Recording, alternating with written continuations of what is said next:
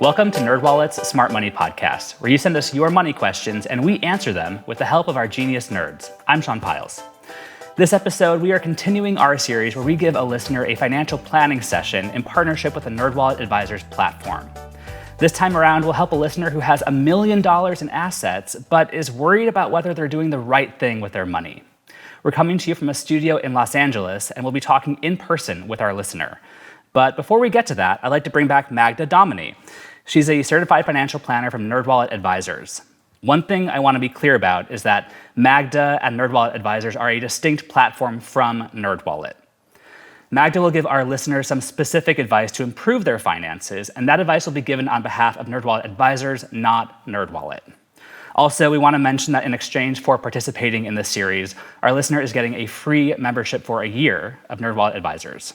Magda, welcome back to Smart Money. Thanks, Sean. So we've had you on before, but for those who need a refresher, can you talk with us about what the NerdWallet Advisors platform is and what you do there?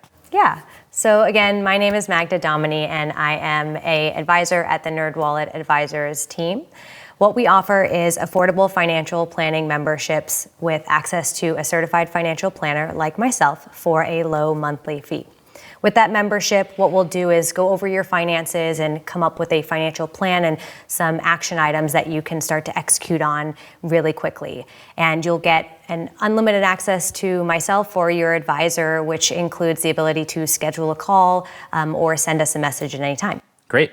So Magda, you've worked with countless clients over your career. Thinking about all the people that you've worked with, what makes the difference between someone who's able to accomplish their financial goals and someone who maybe isn't? Is it pulling on those bootstraps really hard? Is it luck? Is it just cash on hand?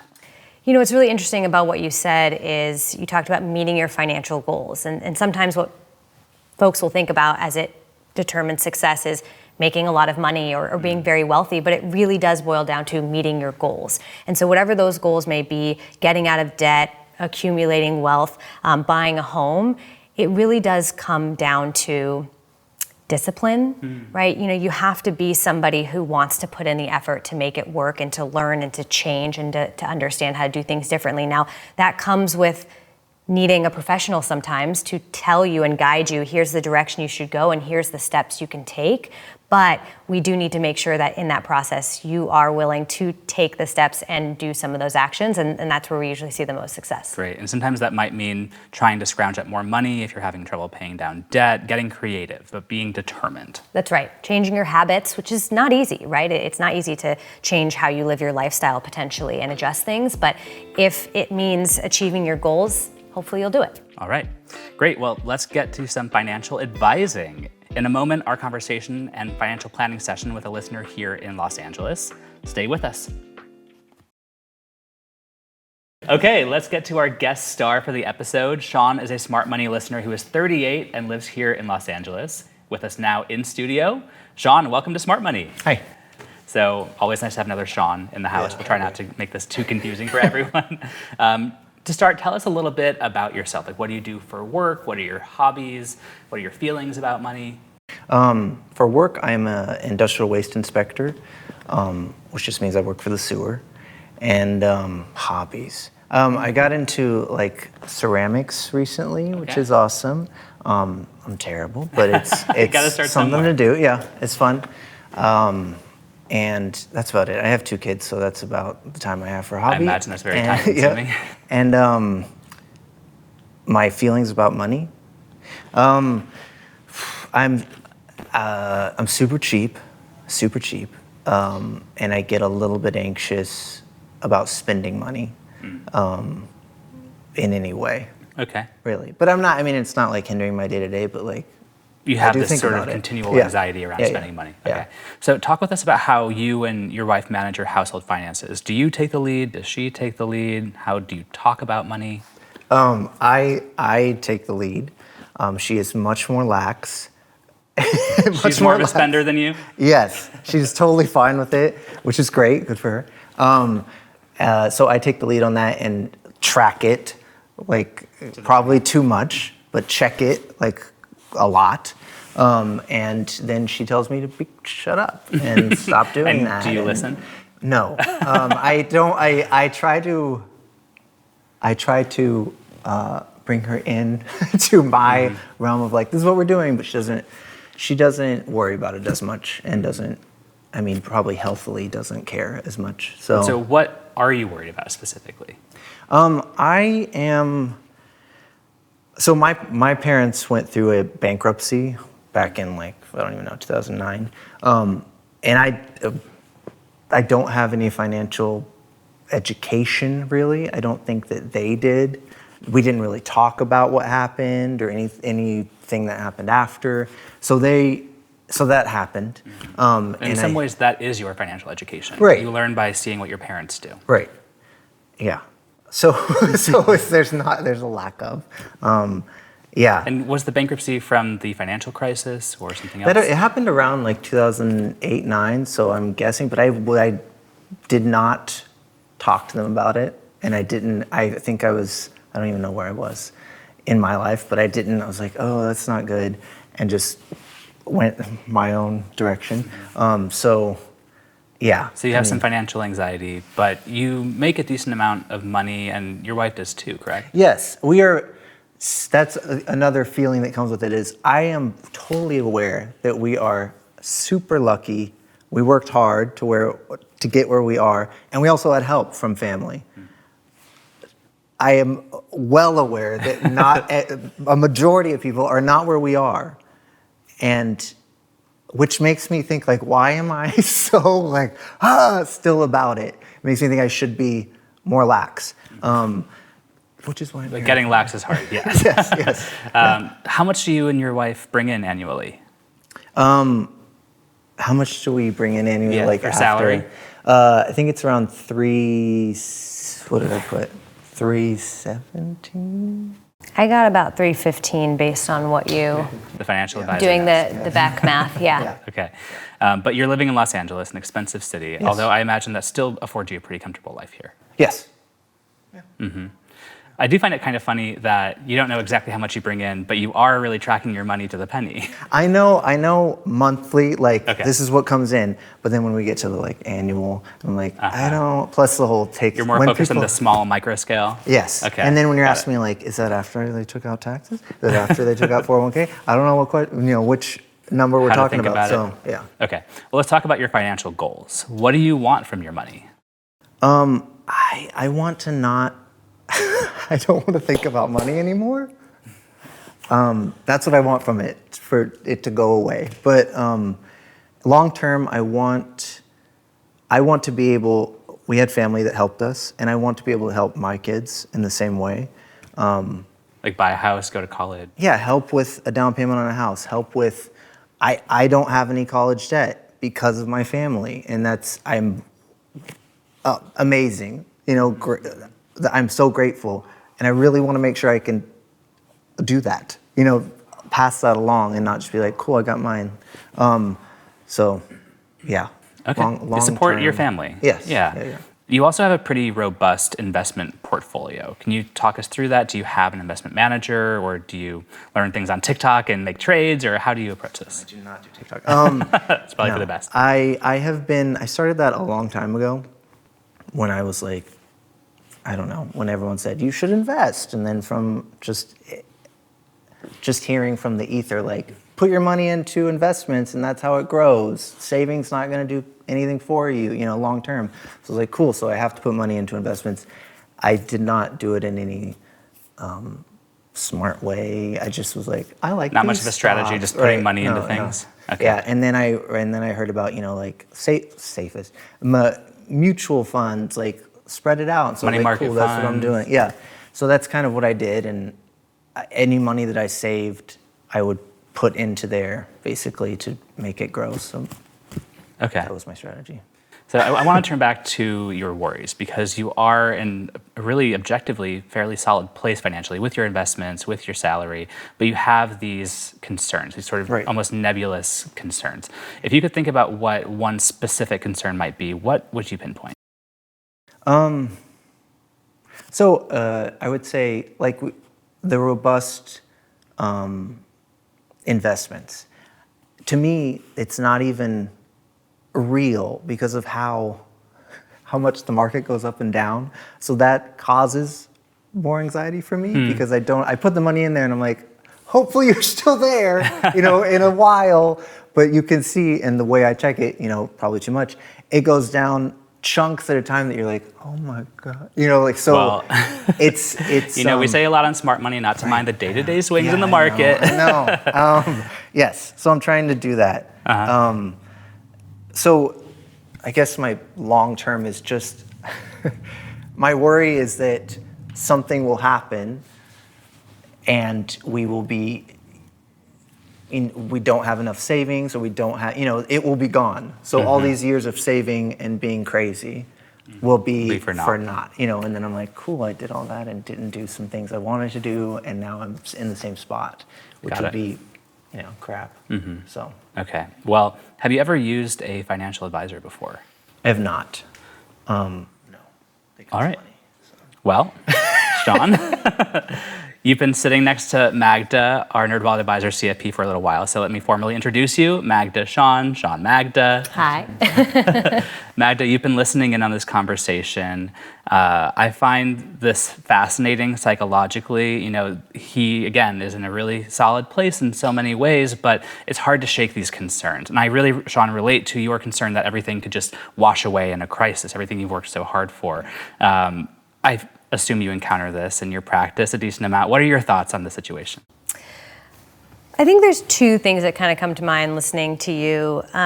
The first one is about this idea that you need to pay such close attention so that you don't overspend, but you also want to enjoy life. And I think what could be really helpful is creating real medium to short-term goals so that you can actually fund them and say, done. Right. And that way you know that the things that might be giving you anxiety, whether it's paying for college, I heard, down payment on a home, there's a path to funding them so you don't have to stress about, will that actually happen? Okay. Will I actually be able to put a down payment on a home for one of my kids? It can be really short term too. Things like if you like to travel and you need to pinch every penny on it, but you want to do it, but you have to do it so frugally. Instead, we could set an annual budget for travel, fund it, and that way you can be a little looser about what you do there. We can say we will put X number of dollars a month into a travel fund. If that's what it is, we can determine what that thing is, and then you can spend it all because we funded it and we're allowed to do it, right? Okay. And we can take away the stress of like, oh, I can't do this on that trip or this on that trip because, let's try and nickel and dime it a little bit. Right. And you can use the whole amount and we can come up with a comfortable amount that fits into your budget. So it's like setting rules for himself, basically, parameters for how you can enjoy your money. Right, and allowing you to like really let go of that particular spending piece that might also be benefiting your mental space, which is like, I want to travel and I want to do these things. Same things are true about home renovations and stuff like that. Well, Sean, I actually am wondering now, do you budget? Have you ever set aside a specific amount of money for maybe a vacation or anything like that? No. I basically just have like a pool of like our savings. But no, I haven't made like a separate stream that's like, this is for vacation. Why is that, do you think? I don't know. Yeah. I mean, I have like in my mind, like this is how much I need in savings, a number. And then above that is my like wiggle space of like, okay, we can spend this. Have you ever used your savings? Yeah. For what? So we had, recently in our home, we had a leak happen, a copper pipe, like a pinhole leak or whatever. And so I had that fixed, which is, I guess, not like, it had to happen anyway, but it takes a chunk out of the savings, which is fine. But it was within that window of like above my baseline of like, it can't go below this, which is fine. And I'm fine, when I am in that zone, I'm like, okay, that's cool, we have the money. Right. So I get that doing a separate would work, I think, because then I could, in my brain, be like, cool, that's for spending. Right. Yeah, there's something really helpful about compartmentalizing your savings. Like I have about half a dozen, sometimes even more savings accounts depending on what I'm doing with my money. I have one that is just like a house fund, one that's fun money, one for my car. That way I know, okay, I have certain pots of money that I'm building over time, and that way when I have to get new tires on my car, I can just pull from that account. Right. I don't feel like I'm draining my big blob of savings. Right. I mean, that's smart. Yeah, and we can do, I mean, well, you know, the purpose of it is to help you stop doing so much math, which I think Right. is the part that you go through and you're like, okay, here's my bottom floor, how much, versus this, no matter what you spend from X account, you know your emergency fund is here and you're not touching it. So if that's not even being pulled from, this is what this is for, and so you can feel more comfortable about it. Yeah. But the other thing that I was going to talk about is this idea that everything could disappear overnight. Right. I've spent a portion of my career also in the formal wealth management space, which is, you know, managing people's money, and this is a common fear. And for most people, it holds them back so much that they don't actually do the investments, which is really tough. So I'm glad that you're invested, yes, because truly, you know, that is how you can grow your wealth significantly, right? Putting it, as you mentioned, in a savings account is just not going to grow at the same rate, especially when you're young and you can take on the risk. But if you look at, now this all depends where you're invested, but you mentioned mutual funds, exchange traded funds are another very common one that we recommend that give you broad market diversification so that you're not, you know, one stock may do this. Right. And a fund will do kind of this, right? So not as high highs, not as low lows. And think about your wealth today. Even if your wealth was cut in half, Yeah. other things would have to be true during those scenarios. You would need all that money right then. Right. I don't know at what point you would need $500,000 on the spot. Right. And so maybe it could, you know, a non-ideal time would be something happens closer to retirement when you're actually withdrawing on the money. But again, we're not withdrawing all of your wealth tomorrow. Right. It would be piecemealing it together. And so I like to try and remind folks that putting your money into the markets completely comes with risk and is very volatile. And the reason we don't want to check it all the time is because, yes, that can give us anxiety. But even the worst case scenario, as long as we're investing properly, which is not putting any money that you do need tomorrow or in the next 2 years into the markets, which you're clearly not doing, and the rest of it is for 20, 30, 40, 50 years from now, then we can be comfortable with ups and downs because we're not required to withdraw from it. And as you get closer to needing to withdraw from it, we won't be in a fund that's gonna do this, right? We're gonna be a lot more stable because we don't want to take on the market volatility that you can do today 20, 30 years out from needing it. Yeah. Well, Magda, as you know well, financial planning is about making changes, behavioral changes, financial changes. Let's get into some more specific recommendations for Sean. What do you think might be a good first step for him? So I think the first thing that I would want to figure out is I want to narrow in on some of the real either short-term goals that you might have, if any, if there's anything expensive that you need, because I want to figure out how to get you the right amount of cash and not too much cash, because folks like you tend to keep a lot of cash. I noticed you have a good amount in a money market fund, which is cash. And while that's earning high interest, if you don't have, need a car, you're not trying to buy another house, we don't want it sitting in cash, even if you have a good amount in investments. Yeah. So the first thing would be for us to identify, do you have any short-term needs in the next year or two that you need cash for? In the next year or two. Yeah, let's call it 3 years. Do you need a new car? Any major renovations on your home? Any health things, travel? We're thinking about getting a car, but right now not having a car, no, it's like super sweet. Yeah. But we do need a new car at some point. So that, but I was waiting because that's what I do. Yep. And then after that, I kind of want to be able to get the kids into more like outside of school lessons sort of, and things like that. Yep. So those are those kind of things. And then I would like, if I could just like chill, I would like the ceramics to take more regular classes or whatever to get actual hobbies. Yes. I'd like to have hobbies. Yes, great. Well, you have two kids, so good luck.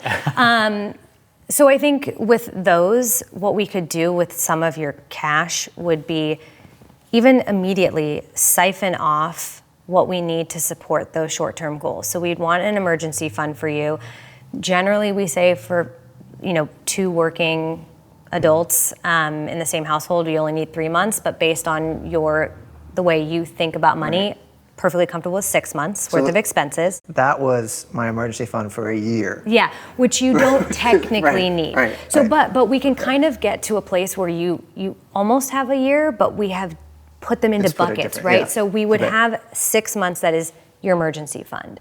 And then we could create a kids entertainment fund, and we could fund it for a couple of years. I mean, as long as it's in a high yield savings account, which is earning you, the top of the rate for the market today, that's okay. We can fund it, and that way you can feel comfortable using that to pay for the monthly expenses for that. We should pre-fund a car so that you're not feeling anxious about needing it or buying it if you need it. Right. If you really do need the car, you can afford it, so let's siphon that off. And then anything above and beyond that, we can likely put to work. Right. I know you're also talking about funding college and a down payment on our home. There are some unique ways or down payment on the home for your kids. There's some unique ways to save for both of those. One would be in the 529, and there's also a UTMA account, which is a custodial account you could create for your kids. That could eventually be a down payment on the home. Now, when they are of age, they can do whatever they want with it. So you have to keep that in mind. But depending on who your kids end up being, you could do something like that. And so we can talk about putting some money into that over time too. So what I really want to do for you is get some of the fear out, take that cash, put it into its designated accounts so that you can start to know that you're accomplishing the things that you want to, and then any additional money that's coming in, because it sounds like you're saving maybe $3,000 a month or more on top of contributing to your retirement, then we can start to think about, what do we do with that additional money? Do we use it to regularly fund these accounts, or do we invest it? If it has no home for a goal, we can automatically put that into the markets. There's some I don't know if you use any investment managers for your accounts, but robo-advisors are a really good way to kind of take the thinking out of it for you, which could be nice, and they're great about automatic investments. So you could send them a couple $100 every month, and it will automatically invest it for you as soon as it hits the account. If you like doing that, great. I just don't like when it sits in cash for too long until you remember to click the buy button, so you could use it for that. So Magda, you mentioned retirement a little bit ago. Sean, I'd like to hear how you were thinking about retirement. Have you done a retirement needs analysis? Do you understand how much you might need in terms of something like a wage replacement ratio? No. I think about retirement every day.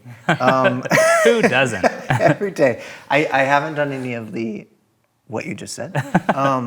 But no. But so I have no idea. Well, I bring that up because I think it might be really helpful for you in particular, because you have had these sort of vague concerns and you have this pretty large amount of cash. And I think that finding specific ways to direct it, like Magda was saying, with different savings accounts or for retirement, understanding exactly how much you and your wife might need would help you get a more tangible, firm grip on what you're actually saving toward and when you might be able to actually withdraw from it. Yes, that would be helpful. Yeah. And I do think, this is another long-term goal that you could decide, which is potentially retiring early. Yay. I don't know, some people want to work as long as they possibly can. Right, yeah, great. So, right now, when you're too far out from retirement, we kind of tend to use more generalized, are you on the right path? Are you saving at least 10 to 15% into your retirement? Based on what you've submitted, you definitely have enough in assets today to be on track. Okay, so which is great. Things that alter that over time are your expenses going through the roof, unlikely in your scenario, based on your disposition, incomes dropping, right? Somebody losing their job for an extended period of time, or something very unforeseen. But even that, in general, as long as you have an income coming in, you'll be able to maintain on this path. And so I think that is actually something we could talk about is, do you want to retire early? And if so, what would that number be? Right. And how can we get to a position where you could actually hit that target? And that's something, but I want you to at least feel comfortable that today you are on track for your retirement as you and your wife. Sweet. Yeah. Thank you. Okay, good. Yeah. Good to know. Yeah. Okay, yeah. Okay. Let's move to maybe some very specific next steps for Sean. Something that he can do or you can do together over the next month, 6 months, 12 months. I think what we'll want to do is dive in a little bit deeper to the numbers associated with each of those goals we were potentially talking about, so that we can figure out where the money should come from, if we should be siphoning off from your extra savings every month.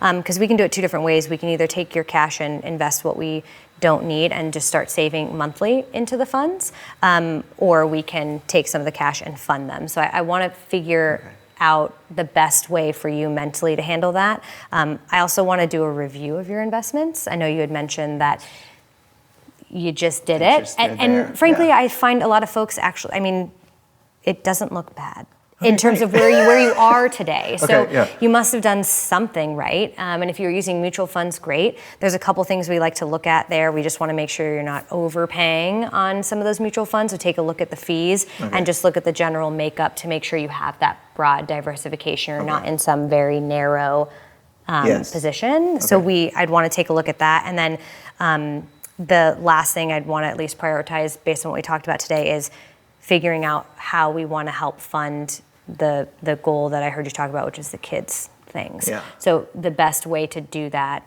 we need to calculate how much we would need to save for college, which I can help with.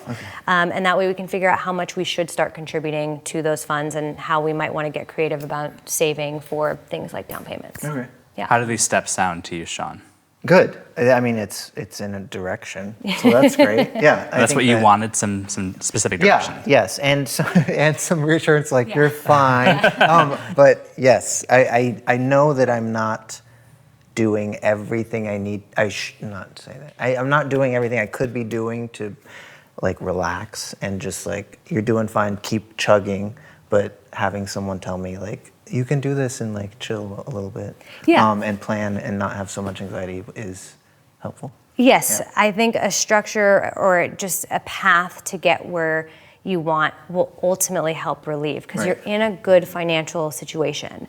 I don't know if I need to shout that from the rooftops or maybe. No, it's just I can't. Like you said earlier, my parents. I don't have. Not that you're my parents. I don't have like a person that can be like, am I doing it right? Because so it's just me, which is fine. I'm an adult, but I need someone else. But it's different. I mean, we all have our areas of expertise, right? Like I will need help if I needed to get my nutrition in shape. Like I'm an adult, I can eat, but like I don't know what the right method is to do it in order to get the results that I want. It also seems like you want permission to have fun, to take that ceramics class on a weekly basis. Which I do have to use some folks, including myself sometimes. I mean, as a financial planner, you can imagine I'm as frugal as they come. Every dollar has to make sense. But over the years, you learn that if you live in such a tight position, which some people do have to do, but if you are granted the opportunity to not do that, there's ways to kind of make sure you can still enjoy the hard work and not save too much. I want to also talk a little bit more about your relationship with your partner, and Magda, how you have helped people who are in relationships with people of different spending styles and money philosophies sort of bridge that divide and have a great, more open dialogue about money. How do you think people can do that? I think it's really important. I know there's certain topics that can cause anxiety in a relationship in general, especially if you have folks who come from different backgrounds with money, let alone how they execute on money today. And I think bringing your partner into your world is not necessarily the way to do it, just like you couldn't go into her world.